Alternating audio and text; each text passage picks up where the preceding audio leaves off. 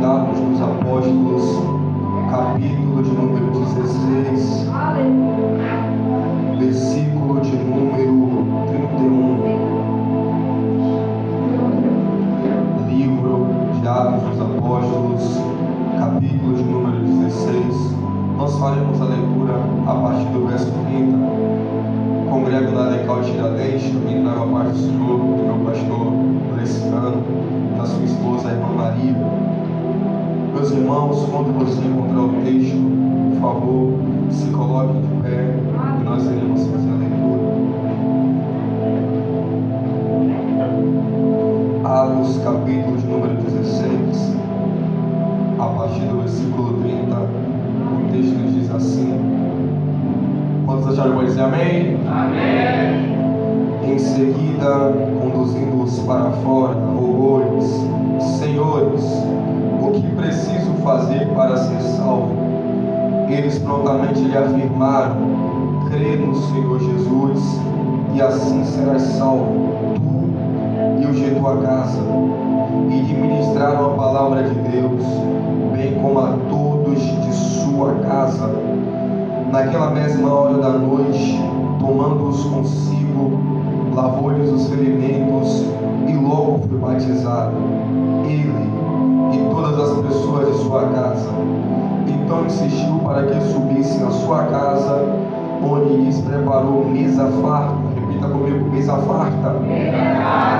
E com todos os seus expressava grande júbilo por haverem crido em Deus. Antes de você tomar o seu assento, olhe para o irmão que está ao seu lado e diga assim para ele: é melhor servir do que ser servido. Você vai falar mais uma vez: é melhor servir do que ser servido. Glória a Deus. Pode se assentar. Meus irmãos, eu vou pedir nesse momento um pouquinho da atenção de cada um de vocês para nós discorrermos o texto até chegarmos à aplicação. Deus, Ele criou o mundo em em Gênesis capítulo de número 1. Disse Deus: haja luz, e houve luz. A terra, ela era sem forma, a terra, ela era vazia, e havia trevas sobre a face do abismo.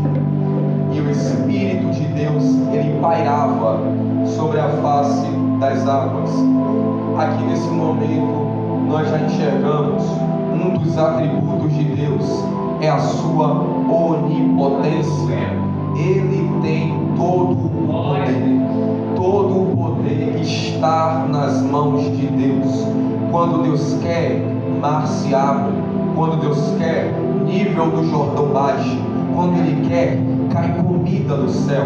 Quando Ele quer, água sai da rocha. Quando Ele quer, a água amarga se torna em doce.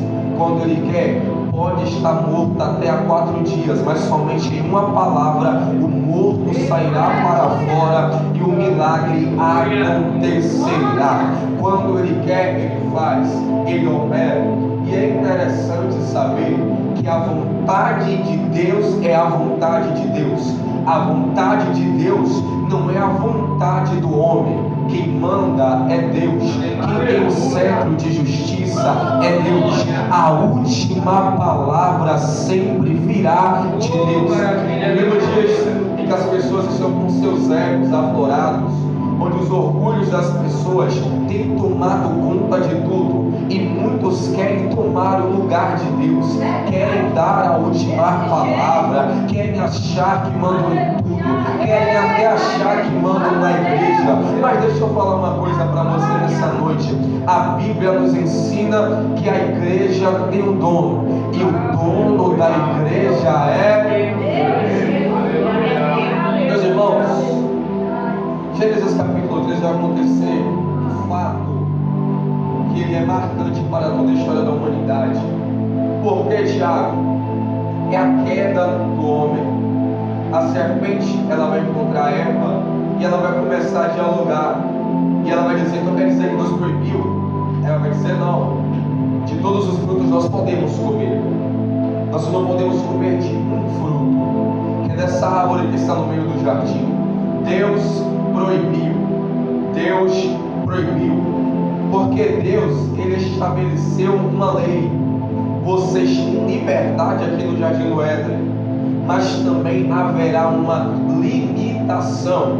Vocês têm liberdade, mas haverá uma limitação. Infelizmente, muitas pessoas têm confundido o conceito de liberdade com libertinagem. Liberdade é uma coisa, libertinagem é outra coisa. A liberdade permite que você viva bem e que o caos não venha operar no lugar. A libertinagem não. Onde há libertinagem, cada um acha que é dono de si. Onde há libertinagem, cada um acha que manda no próprio nariz. Onde há libertinagem, há o caos, porque cada um acha que pode fazer aquilo que vem na mente. Cada um acha que pode fazer aquilo que quer, aquilo que deseja. Só que desde Gênesis, Deus está ensinando: liberdade é diferente de libertinagem. Na liberdade você tem a paz, na liberdade você tem comunhão, na liberdade você tem união, na libertinagem você tem briga, na libertinagem você tem dissensão, na libertinagem você tem contenda. Infelizmente, em muitos lugares hoje em dia não está tendo liberdade, está tendo libertinagem, e por causa da muita libertinagem é irmão contra irmão, é gente criando contenda na igreja por causa da libertinagem. Então a gente tem que saber separar libertinagem de liberdade. E a serpente naquele momento estava induzindo Eva para libertinagem. Eva come daquele fruto, e a partir do momento que Eva come daquele fruto, a morte, ela passa a fazer parte da humanidade. Ela oferece o fruto para Adão, e Adão também vai comer. Meus irmãos, é necessário que nós venhamos compreender algo. Nós somos formados por corpo, alma e espírito. Repita comigo: corpo, alma e espírito. O sábio Salomão, ele vai dizer que após a morte do corpo, o espírito ele volta para Deus.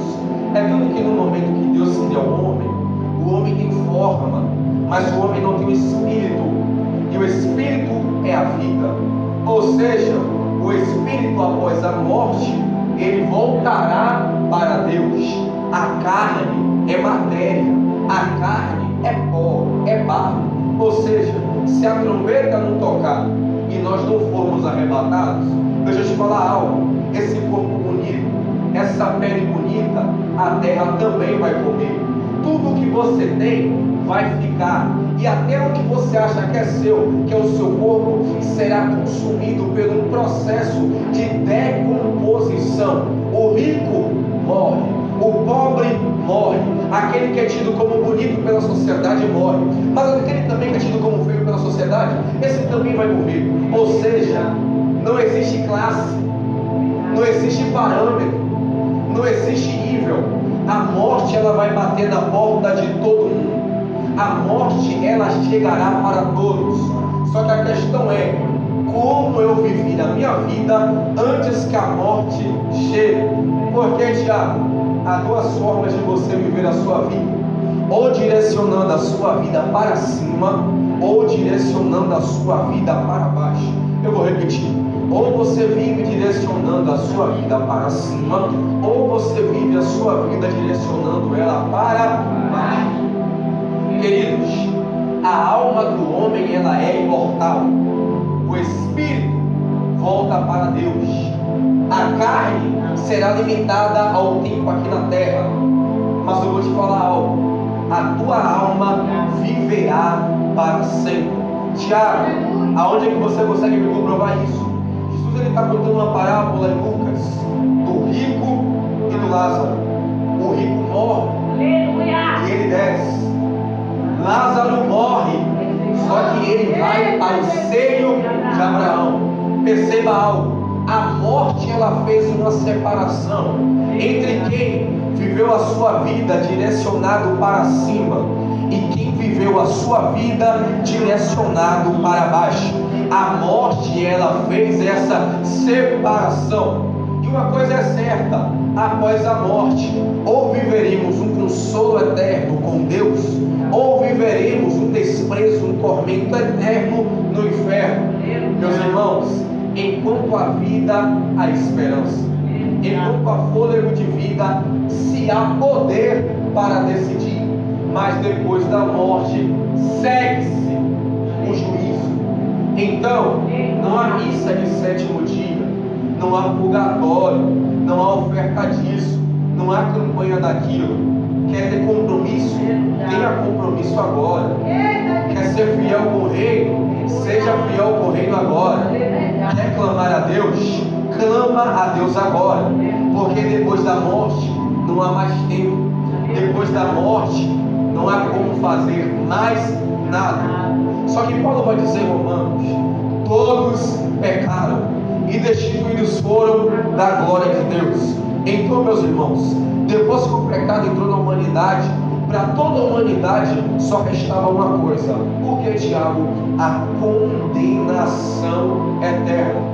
Para mim, para vocês que estão aqui nessa noite, só nos restava uma coisa: a condenação eterna. Só que Gênesis capítulo 3, versículo 15, como Deus nunca perdeu batalha para Satanás, como Deus nunca perdeu guerra para o inimigo, e Ele nunca perderá, a primeira palavra a respeito de Cristo é liberada: nascerá uma semente da mulher, que pisará, esmagará a cabeça da serpente, e esse lhe ferirá o calcanhar. Aqui nós já temos uma promessa desse Cristo que viria à terra para salvar toda a humanidade. Paulo vai ser mais decisivo em Filipenses capítulo de número 2. Paulo vai dizer que haja em vós o mesmo sentimento que houve em Cristo Jesus, que mesmo sendo Deus, não teve por usurpação ser igual a Deus, antes aniquilou-se a si mesmo, tomando a forma de servo, fazendo-se semelhante aos homens e sendo obediente até a morte e morte de cruz. E Deus lhe deu um nome e o exaltou soberanamente, para que o nome dele todo joelho no céu, na terra e embaixo da terra se prostre e diga: Jesus Cristo é o Senhor. Deixa eu te falar, ateu vai ter que confessar, macumbeiro vai ter que confessar, ativista vai ter que confessar, seja quem for, liderança que for, rei, imperador, presidente, prefeito, governador, vai ter que colocar o joelho no chão para dizer: há um somente que é Deus, há um somente que é rei, e o nome dele é Jesus Cristo de Nazaré. Ainda bem que a igreja, desde aqui da terra, já está dizendo: o Senhor é rei, o Senhor é santo e o Senhor é glorioso. O Senhor é rei, o Senhor é santo, o Senhor é glorioso. Ou seja, nesse dia também haverá mais uma separação. Qual separação? Quem confessará a Cristo com total prazer e alegria. Alegria de quê? Alegria da salvação, dizendo: ainda bem que em todo o período da terra eu direcionei a minha vida para cima. Só que haverão pessoas que colocarão seus joelhos rente ao chão e dirão: só Jesus Cristo é o Senhor. E o arrependimento, o remorso, a dor na alma tomará conta do coração deles, porque eles vão entender: vivi a minha vida direcionando ela para baixo. Ou seja, nesse dia também haverá separação de quem viveu com a sua vida direcionada para cima e quem viveu com a sua vida direcionada para baixo. Só que é maravilhoso entender que mesmo sendo Deus, ele veio à terra. Isso é humilhação. Ele, mesmo sendo Deus, ele se humilhou. Quanta humildade em Cristo. E quando Cristo ele viveu na terra, aos 30 anos ele vai iniciar seu ministério, ele vai ser batizado nas águas do Rio Jordão. Logo após ele vai ser levado para o deserto, vai ser tentado por 40 dias. Jesus ele volta e vai iniciar o seu ministério com alguns homens chamados de discípulos. E Jesus ele vai iniciar o seu ministério, a extensão, perseguição, conclusão do ministério de Cristo na terra. Ele vai morrer na sexta-feira, só que no domingo, pela manhã, na Páscoa, Maria e Maria da Madalena vão até o sepulcro procurar mas ele não estava nessa água, porque ele ressuscitou. Esse Jesus, irmã Dayana, ele vai ficar mais 40 dias aqui na terra. E nesses 40 dias que ele estive aqui na terra, ele apareceu para alguns, ele ministrou para alguns. E no último dia, Atos capítulo 1, no dia da ascensão, alguns homens estão reunidos e Jesus está subindo. 2 anjos aparecem e dizem assim para eles: varões galileus, o que é que vocês estão olhando tão fitamente para o céu? Esse mesmo Jesus que está subindo, dessa mesma forma ele voltará. Promessa da igreja não é carro, promessa da igreja não é chave, promessa da igreja não é prosperidade terrena, promessa da igreja não é Ferrari, não é Mustang, não. Promessa da igreja é volta de Cristo. A promessa da igreja é a volta de Jesus. Infelizmente, o evangelho triunfalista tem tomado conta da mente de muita gente, tem tomado conta do coração de muita gente, mas o verdadeiro sentido de ser igreja, de participar da igreja, de fazer parte desse corpo que Cristo é o cabeça, é esperar o arrebatamento da igreja, é esperar a trombeta tocar. Meus irmãos, Atos capítulo 1, Jesus subiu, mas havia uma promessa: ficar em Jerusalém até que do alto sejais revestidos de poder. Só que, meus irmãos, analisem algo. Jesus chamou dos discípulos 12, repita comigo, 12. Só que um desses 12 não tinha caráter. O nome desse discípulo que não tinha caráter era Judas. Judas andou com Jesus, no sermão do monte esteve com Jesus, ouviu discursos de Jesus, mas Judas, ele metia a mão na bolsa e pegava o dinheiro que as pessoas ofertavam no ministério de Jesus. Então perceba comigo, andava com Jesus, ouvia Jesus, sentava com Jesus, comia da mesa que Jesus comia. Só que Judas não tinha uma coisa chamada caráter. Ele ouvia, mas não deixava que a palavra o transformasse. Ou seja, anda com Jesus. Tem gente até que anda com Jesus, mas não tem caráter de quem anda com Jesus. Eu vou ser mais específico: canta bem, canta bem, mas não tem caráter de homem de Deus, não tem caráter de mulher de Deus. Só que deixa eu te falar uma coisa: o dia da revelação sempre chega. E Judas se revelou mostrando o seu caráter, traindo Jesus, vendendo Jesus. E depois que ele trai, depois que ele abandona, ele vai se suicidar. Só que, meus irmãos, você tem uma coisa: falar que Judas é traidor é fácil. Vocês estão ligados? Falar que Judas abandonou é fácil. Falar que Judas é o pilantra da história é fácil. Só que o que acontece? A traição, ela faz parte da vida de todo aquele que tem compromisso com o rei. Se você nunca foi traído, deixa eu te falar, um dia vão te trair. Se você já sofreu traição, você sabe do que eu estou falando. Só que deixa eu falar uma coisa para você também. Muitas das vezes também assumimos o papel de Judas na história. Muitas das vezes nós também somos o Judas da história de alguém. Aquele que vendeu alguém, aquele que abandonou alguém. Só que deixa eu falar para tu, crente, ainda dá tempo de deixar teu caráter ser transformado por essa palavra, porque essa palavra transforma. O que discurso não faz, essa palavra faz. O que dinheiro não faz, essa palavra faz. Essa palavra transforma a vida, essa palavra transforma a caráter, essa palavra transforma a mente. Paulo vai dizer em Romanos capítulo 12: não se deixem ser amoldados pelo mundo, mas sede transformados pela renovação do vosso entendimento. Então eu estou vendo entendimento é palavra. Meus irmãos, Atos capítulo 1 tem uma cadeira vazia, tem 12 cadeiras, mas uma cadeira tem uma vazia. Onde é que tu um texto? E Pedro, ele vai ter uma ideia. Ele vai dizer: olha, 11 estão aqui. mas está faltando um. Tem 11, mas está faltando um. Sabe o que a gente vai fazer? Vamos orar. O que é que nós vamos fazer? Vamos orar. E Deus mostrará quem tem que assumir a cadeira do traidor. E Deus falará quem vai sentar na cadeira que Judas deixou. Meus irmãos, são 4 evangelhos: Mateus, Marcos, Lucas e João. Em Mateus você não ouve falar sobre Matias. Em Marcos você não ouve falar sobre Matias.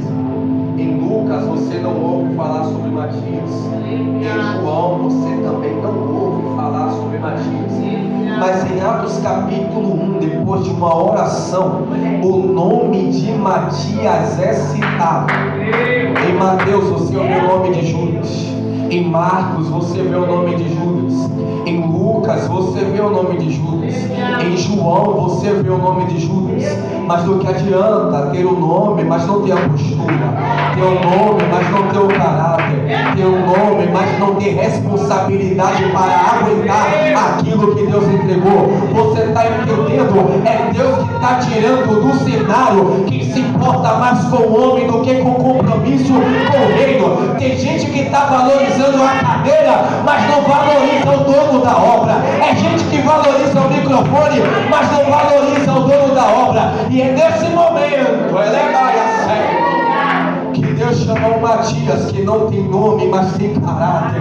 Não tem nome, mas tem presença. Não tem nome, mas tem essência.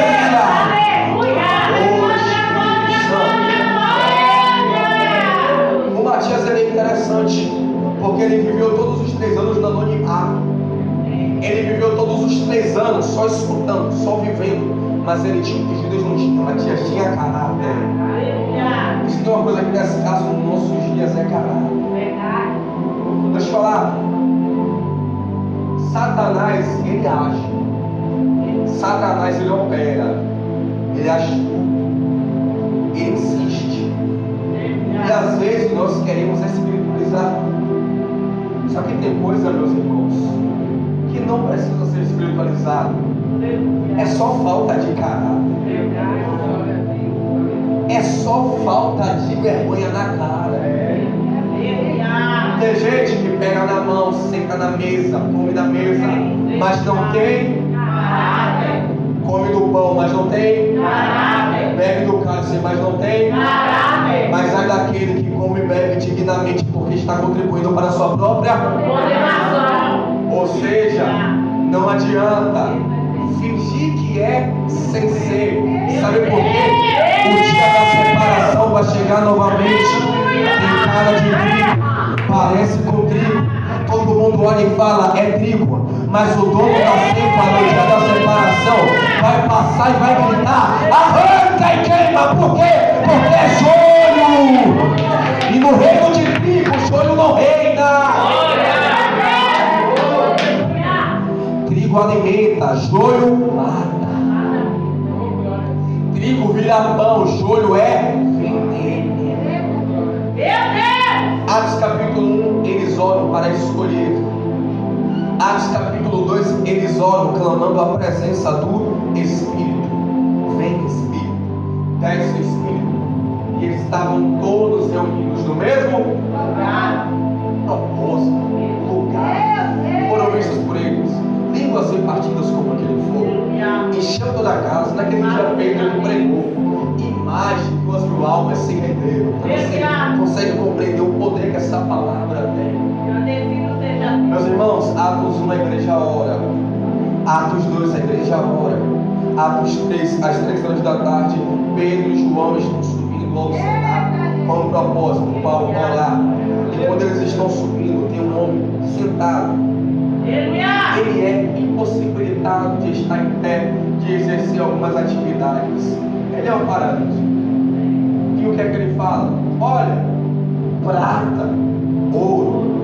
Pedro e João falam, eu não tenho prata, também não tenho ouro, mas a unção que a oração de Atos 1 e Atos 2 me deu, isso eu tenho. Em nome de Jesus o Nazareno, levanta. Atos capítulo 4, Pedro e João são levados para serem interrogados. Ei, o que vocês estão fazendo? Você não tem vergonha na cara não? Para de fazer essas coisas aqui. Eles vão dizer: ei, eu acredito nisso, eu creio nisso, nenhum mal está sendo feito através dessas obras. Você está achando que a gente vai parar porque você está se levantando? Você está achando que a gente vai parar porque você está falando? Esqueça. E eles fizeram o que, Tiago? Prosseguiram, se reuniram e foram orar.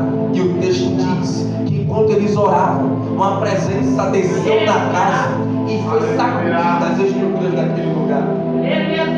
Atos capítulo de número 5 se tornou um costume da igreja. O que? Vender os bens e partilhar entre todos.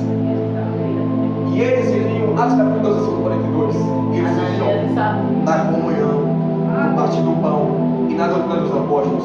Só que Ananias e Safira, no capítulo 5, eles vão fazer uma cama. Eles vendem a propriedade por um preço e dizem que venderam por outro. Havia necessidade de vender? Não. Havia necessidade de eles fazerem aquilo? Não. Mas o fato de que ele se aparecer para dizer que fez, motivou o coração deles. A essência não era verdadeira. Eles só queriam mostrar que também estavam fazendo, que também estavam doando, que também estavam participando. Primeiro vai, morre. Depois, Safira vai. E acontece o que? Morre também. Pedro vai dizer: olha, vocês não estão mentindo para mim que sou eu. Vocês estão mentindo para o Espírito Santo de Deus. Tiago, quem revelou para Pedro foi carne? Foi sangue? Foi o Espírito. Por que, Tiago? Porque crente que ora tem intimidade com o Pai. E crente que ora, o Deus do céu ele revela. O Deus do céu ele mostra. O Deus do céu ele expõe. Deixa eu te contar uma história. Segundo o livro dos Reis, capítulo de número 6, o rei da Síria está tramando contra o povo de Deus. Ele está tramando para destruir todo aquele povo. Ele arma uma emboscada, a emboscada dá errado. Ele arma a segunda emboscada dá errada. A terceira, a quarta, a quinta e assim sucessivamente. Um dia o rei gritou: tem um traidor entre nós. Tem alguém de falsidade entre nós. Tem alguém que está espalhando as nossas táticas de guerra. Aí o homem vai parar, vai analisar e vai dizer: ó rei, aqui não tem traidor, aqui não tem gente que está te enganando. A verdade é que tem um profeta lá em Israel, que tudo que o senhor fala aqui no toleto, Deus revela para ele lá, Deus mostra para ele lá, Deus desmascara para ele lá. Liderança que ora não fica envergonhada. Liderança que ora, nada Deus mostra, Deus revela. Deus mostra, Ele revela. Deus mostra. Atos capítulo 6 foi uma pequena discussão, porque tem que ter a partilha dos alimentos. Eles estão agoniando: Pedro, João, Tiago, como é que vai ficar isso aí? Os apóstolos têm uma ideia: irmãos, vamos fazer assim, nós vamos ficar ocupados de ministrar a palavra, de ensinar o povo, e vocês se ocuparão. Nós escolheremos 6 homens, 7 homens cheios do Espírito Santo, e eles irão fazer o que, Tiago? Eles irão repartir os bens. Esses são diáconos. Atos capítulo 7, Estevão, ele traz uma mensagem totalmente cristocêntrica. E os fariseus, os saduceus viram aquilo. As almas deles se encheram de amargura, se encheram de ódio. E eles vão pegar pedras para arremessar contra ele. Mas antes que a pedra toque em Estevão, ele diz: eis que eu vejo o céu aberto e o fogo algo semelhante à destra de Deus Pai. Ele recebe a primeira pedrada, a segunda pedrada. E uma coisa é certa: a pedrada dói, pedrada machuca. nunca. Só que a oração de Estevão, ela é mais poderosa, ela é mais eficiente do que as pedradas que ele está recebendo. Porque as pedradas, ela até mata a carne, mas a oração de Estevão já era de alguém que entendia que eu não vivo para esse mundo, eu vivo para Deus. Qual foi a oração de Estevão? Pai, não impute sobre eles este pecado, porque crente de verdade entende a necessidade do perdão. Crente de verdade entende a necessidade de perdoar. Não dá para entender tanto ódio, tanta amargura, tanta dor no coração de muita gente, e diz que é crente, diz que é vaso, diz que é profeta, diz que é isso, diz que é aquilo, mas está cultivando a amargura dentro da alma. Que evangelho é esse? Que Cristo é esse? Que palavra é essa? Que vida é essa? Atos capítulo 8, Filipe, o evangelista, ele vai encontrar um eunuco, tio, a caminho, e ele vai explicar para aquele rapaz que ele estava lendo, e ele é batizado. Só que em Atos capítulo 9, meus irmãos, algo interessante, que um homem chamado Saulo de Tarso está vindo com cartas endereçadas para matar alguns cristãos. Só que no caminho de Damasco, um homem que estava querendo causar a morte teve um encontro com o dono da vida, e o dono da vida mudou a história de Saulo de Tarso. O dono da vida mudou, transformou a vida de Saulo de Tarso.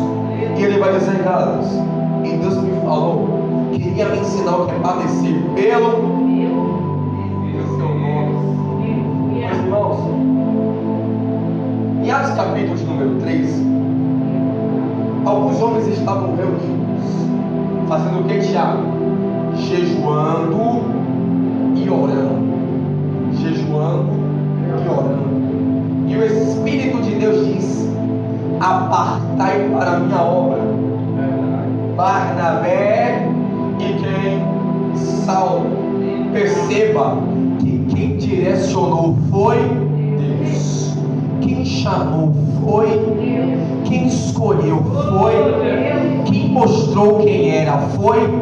Infelizmente, nos últimos dias, estamos vivendo momentos em que quem fala é o homem, quem coloca na cadeira é o homem, quem tira da cadeira é o homem, quem tem que exaltar é o homem. Aí as pessoas ficam puxando o saco de homens, aí as pessoas ficam bajulando homens. Só que deixa eu te falar, é Deus que mostra, é Deus que instrui. Sabe por quê? Há muitos lugares achados porque o homem que é o dono, não é Deus. Sabe por quê? Onde há muitos lugares onde a contenda toma conta, porque não é Deus que direciona, é o homem. Só que Deus, Ele está nos ensinando aqui nessa noite que alguém que quer viver para Ele tem que compreender que quem direciona é Ele, quem dá o norte é Ele, quem ensina é Ele, e quem vive de acordo com a vontade dele não padece no meio do caminho. Nunca vi um justo desamparado, nem a sua descendência mendigar o pão. Só que vivemos dias onde tudo agora é para o homem. Os louvores são para o homem, as pregações são para os homens, tudo é movido para o homem. E se foi esquecido o verdadeiro sentido de culto. É tanto que as pessoas vão para a igreja hoje não para oferecer, porque culto é isso, é altar e sacrifício. Altar e sacrifício. Se tem altar e tem sacrifício, você oferece, você entrega, você dá para Ele. Mas como o sentido de culto foi invertido na mente de muitas pessoas, não se vai mais para a igreja para ofertar, vai para a igreja para receber. Eu vou porque eu quero o carro, eu vou porque eu quero a casa, eu vou porque eu quero isso, eu quero aquilo. Mas ainda bem que há uma igreja aqui que ainda entende o verdadeiro sentido de culto, que compreende que aqui é lugar de adorar, que aqui é lugar de oferecer o seu melhor para Ele. Só se você vem entregar um culto para Deus por um instante, levanta as tuas mãos e agradece.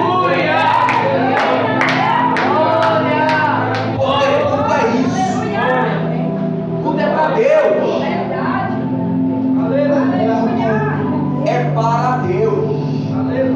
O culto não é para homens. O culto não é para você, querido. O culto não é para você, querida. O culto é para aquele que morreu na cruz por você. O culto é para aquele que entregou a sua vida na cruz para que você não fosse para o inferno. O culto é para Ele. E aqueles homens em Atos 13 compreenderam que é para Ele, que é para Deus. E quantas vezes nós nos esquecemos que o culto é para Deus? E quantas vezes nós nos esquecemos que a nossa vida é para Deus? É para Ele. Porque Deus, para Ele são todas as coisas. Então glória seja dada a Ele. Meus irmãos, Paulo e Barnabé vão começar a primeira viagem missionária. Eles vão encerrar a primeira viagem missionária. Só que nessa viagem teve uma dissensão com um menino chamado João Marcos. Porque João Marcos ele desistiu no meio do caminho. E na ida para a segunda viagem missionária, Paulo falou: olha, por mim João Marcos não vai. Barnabé disse: dá mais uma oportunidade para o menino. E o que é que eles vão fazer? Eles vão se dividir. Olha, eu vou para cá, você vai para lá, mas o reino de Deus vai continuar sendo apregoado. Porque o importante aqui, Paulo, o importante aqui, Barnabé, não sou eu, não é você, é somente Cristo e este crucificado. Por quê? Porque crente que tem maturidade espiritual compreende uma coisa: no reino de Deus eu nunca sou instrumento de divisão. No reino de Deus eu vou ser sempre instrumento de união, de unidade. Barnabé vai com João Marcos, Paulo vai com Silas. Meus irmãos, um dia eles vão chegar na cidade de Filipos. Repita comigo: Filipos. E nessa cidade havia uma mulher, onde elas adivinhavam, ela tinha um espírito maligno, e alguns homens ganhavam dinheiro em cima daquilo. Alguns homens ganhavam dinheiro em cima de tal atitude. E aonde Paulo e Silas iam, elas passavam e elas diziam: eis aí um verdadeiro homem de Deus. Eis aí um verdadeiro homem de Deus. Eis aí dois verdadeiros homens de Deus. Só que Paulo compreendeu: não é o Espírito de Deus que está falando isso. Quem está falando isso é o espírito maligno através da vida dessa mulher. Tiago, o espírito maligno estava afrontando? O espírito maligno estava confrontando? Não. O espírito maligno estava aplaudindo a eles através da vida daquela mulher. Sabe por quê? As palmas, elas matam mais do que facas. As palmas, elas matam mais do que a afronta. As palmas, elas matam mais do que o confronto. Sabe por quê? As palmas incentivam o ego a crescer, a soberba a crescer, a ganância a crescer. Então entenda: quem te aplaude em tudo que você faz não é seu amigo, é o instrumento de Satanás para te derrubar, é o instrumento de Satanás para te destruir. Porque Deus, Ele corrige aquele que ama. Ou seja, se até no teu erro tu tem plateia para te aplaudir, tenha certeza de algo, de alguma coisa errada. Se até no momento da tua falha tem gente te aplaudindo, entenda: tem algo errado nisso aí. Você está certo, você está certa. É desse jeito mesmo. Sabe o que é isso? É espírito de quem quer se rebelar. Só que no reino de Deus rebelião não funciona, tá? Porque o dono da obra é Ele.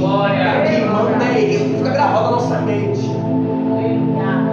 E alguns homens vão pegar Paulo e Silas, vão chicoteá-los e vão jogá-los na prisão. E perto da meia-noite eles vão fazer algo diferente. Eles não vão murmurar, eles não vão questionar. Perto da meia-noite eles vão adorar, eles vão orar.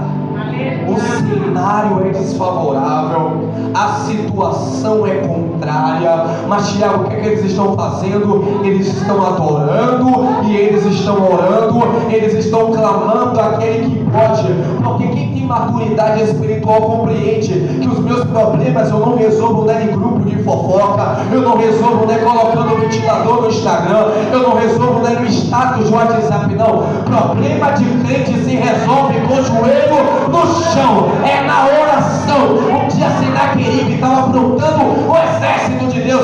Ezequias não foi bater de frente, Ezequias não foi fazer nada, Ezequias foi para o templo. Fazer o que, Tiago? Orar. Fazer o que, Tiago? Descer. Fazer o que, Tiago? Clamar. E o que foi que Deus mandou? Deus mandou, Deus mandou um anjo. Deus mandou um anjo. Deus mandou um anjo. Eu vou repetir. Deus mandou um anjo. Tiago, o que foi que esse anjo fez? Matou, destruiu, derrubou todo o exército de Senaqueribe. Oh meu Deus do céu, você está entendendo? A sua guerra não é contra a carne, a sua guerra não é contra a sangue, a sua guerra não é contra a homem, a sua guerra é no reino espiritual. Só que pela falta da oração, as pessoas estão se deixando de pelejar no reino do Espírito para pelejar aqui embaixo. As pessoas se deixaram de pelejar olhando para cima, estão pelejando olhando para baixo. O objetivo agora não é mais mergulhar o diabo, o objetivo agora virou mergulhar o irmão. O objetivo agora não é mais pisar na cabeça de Satanás. O objetivo é: eu vou mostrar para aquele invejoso, eu vou mostrar para aquele invejoso ao Deus da minha vida, que eu sirvo ao Deus que tudo pode. Que prepotência é essa? Que arrogância é essa? Que soberba é essa? A nossa guerra a gente leva para cima. Afrontou aqui, eu levo a guerra para cima. Afrontou embaixo, eu levo a guerra para cima. Porque o Deus de cima responde com poder, o Deus de cima responde com fogo, o Deus de cima responde. Aleluia! Ele foi aprontar o exército de Baal, os adoradores e os sacerdotes de Baal. A guerra é onde? A guerra é onde? É embaixo. Mas ele leva a guerra para onde? Para cima. E o Deus do céu mandou fogo que consumiu todo o holocausto e foram mortos todos. Sacerdotes de Baal. Pedro e João estão na prisão. Atos capítulo de número 12. Pedro está na prisão, me perdoe. Pedro está na prisão. Atos capítulo de número 12. E a igreja está onde? Na casa de Maria, mãe de João Marcos. Fazendo o que, Tiago? Levando a guerra para. Levando a guerra para. Levando a guerra para. E Deus mandou um anjo e libertou Pedro daquela prisão. Só que em Atos capítulo 3, Deus dá uma voz para separar. Só que em Atos capítulo 17, Deus não fala. 16, Deus não fala. Aqui Deus não fala. Deus só faz. Porque haverá momentos que Deus vai falar e haverá momentos que Deus vai fazer. Então entenda, silêncio de Deus não significa inércia, não significa que ele está parado. Enquanto Paulo e Silas estão orando, estão adorando, houve um terremoto. E Tiago, como é que acontece um terremoto? As placas tectônicas, elas se chocam. E quando essas placas se batem, há um terremoto.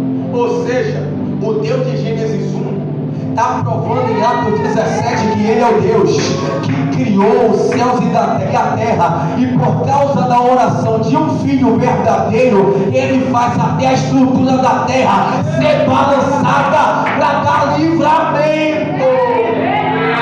Ou seja, Paulo e Silas levaram a batalha para cima. Todas as cadeias foram abertas e o carcereiro está achando: nossa, todo mundo fugiu, eu vou me matar, vou suicidar, vai cometer um ato de suicídio. Só que quando ele está prestes a fazer isso, meus irmãos, olha o que acontece. Paulo sai, Silas fala: homem, calma, está todo mundo aqui, não faça esse irmão para a sua vida. Meus irmãos, quando ele fala isso, você vai perguntar: o que é que eu tenho que fazer para ser salvo? Paulo diz: crê no Senhor. Isso era assim: você e todos da sua casa. Analisa comigo. O que salva o homem é crer no Senhor. O que salva o homem é acreditar no sacrifício de Jesus Cristo. Somente Cristo. Nada além de Cristo. Unicamente Cristo. Só que olha o que esse homem vai fazer. Esse homem pega Paulo, que está ferido. Ele pega Silas, que está ferido, e vai cuidar das feridas de Paulo. E vai cuidar das feridas de Silas.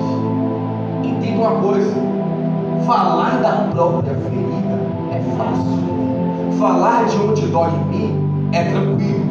Agora, ter disposição para cuidar da ferida do outro é só de quem já entendeu que o Evangelho não é eu, o Evangelho é nós. É só para quem compreende que o Evangelho não é individualismo, Evangelho é unidade. Me chama a atenção em Marcos capítulo 2, quando Jesus vai curar a sogra de Pedro. Assim que ela é curada, ela levanta e vai servir. E o que é que esse homem vai fazer? Ele pega Paulo, ele pega Silas e vai colocar dentro de casa. E lá tem uma mesa farta. Ele cuida da ferida e ele vai servir. Perceba, Jesus vai contar uma parábola do bom samaritano. Passa o levita, não faz nada. Passa o sacerdote, também não faz nada. Mas passa o bom samaritano. E o bom samaritano está carregando algo que vai o diferenciar.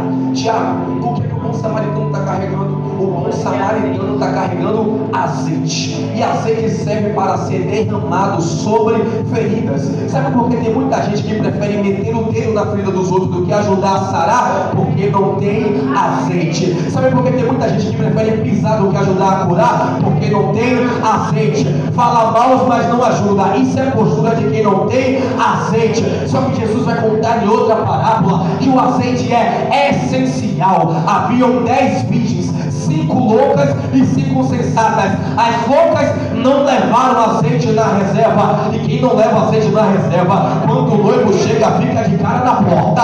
Quando o noivo chega, bate com a cara na porta. Mas haviam 5 que eram prudentes. E o que as 5 prudentes tinham? Azeite. Azeite. E as que guardaram azeite. Sabe o que é que diferencia crente verdadeiro de crente falso? Que o crente verdadeiro sempre vai ter azeite de sobra para derramar na ferida de quem está ferido.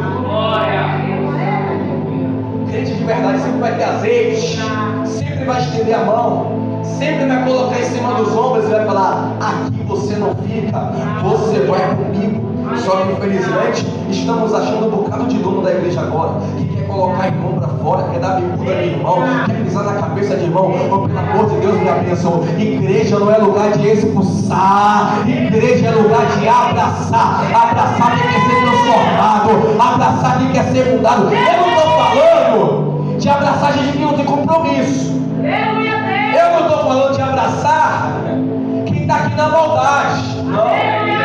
Estou falando de abraçar almas sedentas pela presença de Deus. Oh, Espírito Santo de Deus, Espírito Santo. Estou falando de abraçar almas que estão carentes dessa presença. Ainda tem azeite aí. Ainda tem azeite aí.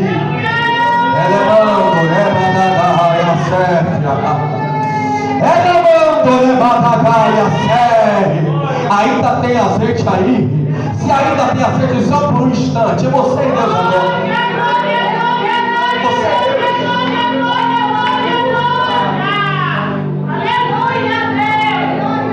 Meus irmãos, é melhor servir do que ser. É melhor servir do que ser. Está entendendo? No reino de Deus maior. Não é quem quer tudo na mão. Maior é quem desce. Não é quem quer tudo na mão. Igreja não é ser servido. Igreja é lugar de quem tem disposição para servir, para ajudar, para ofertar, para agir. Meus irmãos, com o verdadeiro sentido de ser igreja, nunca seja perdido da sua mente, não perca, não. É serviço. Serviço. Serviço. Olha para o irmão que está do seu lado e fale: serviço. Meus irmãos, que Deus em Cristo continue abençoando a vida de cada um de vocês. E nunca se esqueçam: é melhor servir do que ser servido. Que Deus te abençoe nessa noite.